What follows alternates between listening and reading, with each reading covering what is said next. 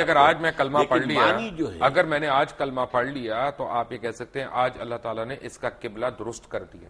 یہ محاورے میں آپ استعمال کریں گے. قبلہ یہی ہے کہ جس طرف عبادت میں رخ کرنے کو کہا گیا ہے. وما جعلنا القبلة التي كنت عليها الا لنعلم من يتبع الرسول ممن ينقلب على عقبيه. اے محمد صلی اللہ علیہ وسلم، ہم نے یہ کچھ عرصے کے لیے جو یہ قبلہ تمہارے لیے مقرر کر دیا تھا، یہ اس لیے تاکہ ہم جانچ لیں کہ کون رسول کی پیروی کرتا ہے اور کون اپنی ایڑیوں کے بل مڑ جاتا ہے. کیونکہ عرب کے لوگوں کے لیے جو امیین تھے بنی اسماعیل، ان کے لیے تو قبلہ جو ہے یہ بیت المقدس تو وہ جانتے نہیں تھے کس بلا کا نام ہے، وہ تو کعبے کو جانتے تھے. اب ظاہر بات ہے مہاجرین جتنے آئے تھے مکے سے مدینے، ان کی جو محبت تھی خانہ کعبہ کے ساتھ، وہ تو ان کی گویا کہ وہ تو آبائی جو ہے ان کا ایک عشق ایک چل رہا تھا. تو وہ اب اس میں امتحان لیا ہے کہ آیا رسول کے حکم سے اب کیا ہو رہا ہے. جب حضور مکے میں ہوتے تھے تو آپ ایسے کھڑے ہوتے تھے نماز پڑھنے کے لیے کہ خانہ کعبہ بھی سامنے اور بیت المقدس بھی سامنے. اس کو کہتے ہیں استقبال القبلتین، ایک وقت دو قبلوں کی طرف رخ ہو جانا. ٹھیک ہے. اب مدینے آ گئے، جیسے اب مدینہ درمیان میں ہے. اگر آپ مکے رخ کریں گے تو پیٹھ ہوگا بیت المقدس کو، اور بیت المقدس کو رخ کریں گے تو پیٹھ ہوگی خانہ کعبہ کو. تو گویا کہ یہ اللہ نے ایک امتحان کے طور پر مسلمانوں کو کہ آیا ان کے اندر رسول کی پیروی راسخ ہو چکی ہے یا نہیں. یہ کیا مجھے سمجھ نہیں آیا کہ اگر میں یہاں سے خانہ کعبہ کی طرف رخ کر کے نماز پڑھ رہا ہوں تو راستے میں ہندوؤں کا گردوارہ بھی آئے گا، سکھوں کا ٹیمپل بھی آئے گا، کوئی برما کی اپنا وہ ان کا بھی ٹیمپل آئے گا، تو میں ان کے بھی سجدے کر رہا ہوں، وہ بھی میرے قبلے ہیں. نہیں، سوال یہ ہے کہ اس وقت کیا شکل تھی جب حضور پڑھ رہے تھے مکے میں نماز، تو اور تو کوئی شیوا نہیں تھی، اور جب یہ مدینے میں آ کر کیا ہے تب بھی کوئی چیز درمیان نہیں. اچھا، بات یہ ہے کہ حیرانی کی بات یہ ہے کہ اس وقت بیت القدس کا تو کوئی قیام ہی نہیں تھا جس زمانے کی آپ بات کر رہے ہیں، کیونکہ بیت القدس تو حضرت عمر فاروق نے بنوائی تھی بعد میں. بیت المقدس جو ہے وہ حضرت عمر نے تعبیر کروائی ہے مسجد عمر کے نام سے، لیکن یہ علاقہ ٹیمپل ماؤنٹ جو ہے، یہ ٹیمپل آف سولومن تھا. ٹیمپل آف سولومن تھا، لیکن temple Mount per temple of Solomon تھا نا. ایک پہاڑی ہے، ٹھیک ہے، یہ مستطیل رقبہ ہے جس پہ حضرت سلیمان علیہ السلام نے یہ تعمیر کی، جنوں سے تعمیر کروائی تھی. اس کے بعد حضور کے زمانے میں وہ چرچ تھا. بالکل تھا، کیونکہ قبضہ جو تھا وہاں پر وہ جو ہے عیسائیوں کا بالکل تھا. چرچ تھا. تو اصل میں تو چرچ بھی مسجد ہے، مسجد بھی مسجد ہے، چرچ بھی مسجد ہے، سینیگوگ بھی مسجد ہے.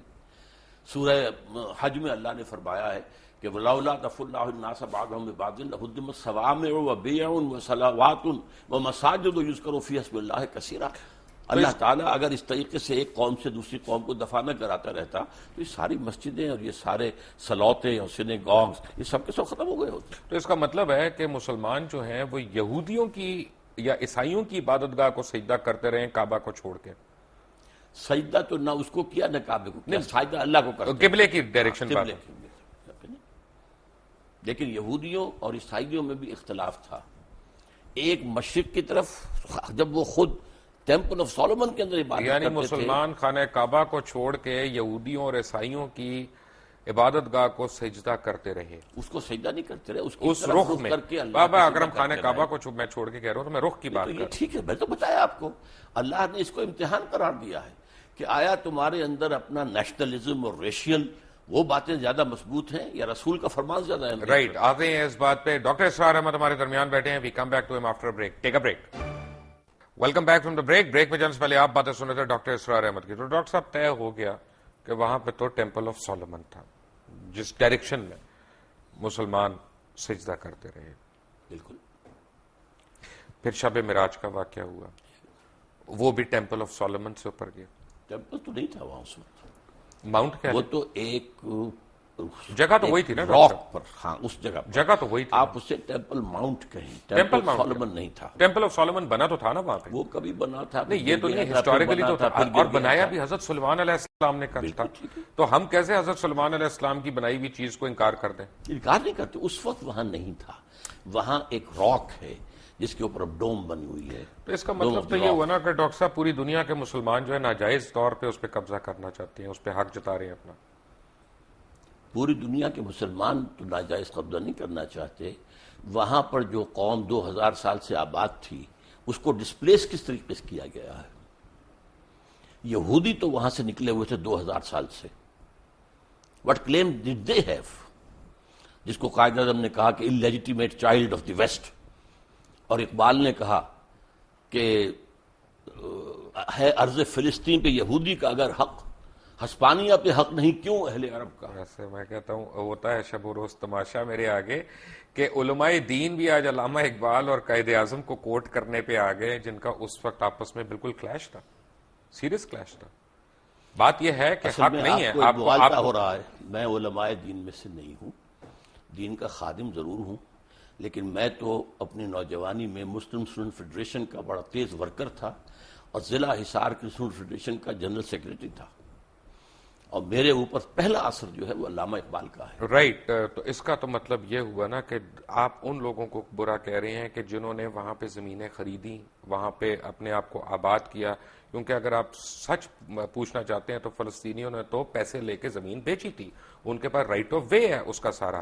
آپ کس طرح ان کو ڈسپلیسمنٹ کی بات کر رہے ہیں؟ رائٹ آف وے نہیں تھا ان کا، اس لیے کہ جب ہینڈ اوور کیا ہے یروشلم عیسائیوں نے حضرت عمر کو، تو جو انہوں نے ڈکٹیٹ کرائیں گی ٹرمز، ان میں سے ایک یہ تھی کہ آپ یہاں یہودیوں کو آباد نہیں ہونے دیں گے. یہ ایک معاہدہ تھا حضرت عمر کا اور اس وقت کے عیسائیوں کا. حضرت عمر نے رعایت یہ برتوائی تھی کہ ٹھیک ہے یہودی یہاں آ سکتے ہیں to visit their holy places, لیکن یہاں وہ کوئی زمین نہیں خریدیں گے، کوئی مکان نہیں خریدیں گے، جائیداد نہیں خریدیں گے، سیٹل نہیں کریں گے. اچھا یہاں پہ پتہ ہے، فرض کریں آج ہم ایک مناظرہ کرتے ہیں اسرائیل والوں سے اور ان سے کہتے ہیں کہ جی یہ تم ہمیں دے دو یروشلم، کیونکہ ہمارا اس پہ رائٹ ہے، حضرت عمر فاروق کا بھی اس پہ معاہدہ ہوا تھا اور وہ ہمیں دے دیتے ہیں کہ جی ہم تم سے پہلے تھے یہاں پہ، ٹھیک ہے. تو خانہ کعبہ میں بھی تو 300 بت تھے نا، خانہ کعبہ میں بھی ہم سے پہلے کفار تھے. اگر وہ کل آ جائیں اپنی فردیں نکال کے کہ جناب اب اس کا جو ہے نا وہ ہمارے نام کر دیں رجسٹری، تو ہم دے دیں گے ان کو.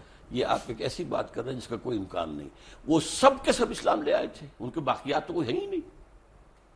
وہ لوگ جو تھے مشرکین مکہ کہاں رہ گئے؟ ہم نے بھی تو ڈسپلیس کیا نا. نہیں، کہاں ڈسپلیس کیا؟ ڈسپلیس وہی کے وہی مان مدینہ تو شہر ہی یہودیوں کا تھا. یہودیوں کو ڈسپلیس کیا. کیوں کیا؟ انہوں نے معاہدوں کی خلاف ورزی کی. ہم نے ان کو ڈسپلیس کیا پہلے. اگر 1400 سال کے بعد انہوں نے ہمیں ڈسپلیس کر دیا تو کون سی برائی ہوئی؟ انہوں نے معاہدوں کی خلاف ورزی کی، اس کی سزا کے طور پر انہیں ڈسپلیس کیا گیا.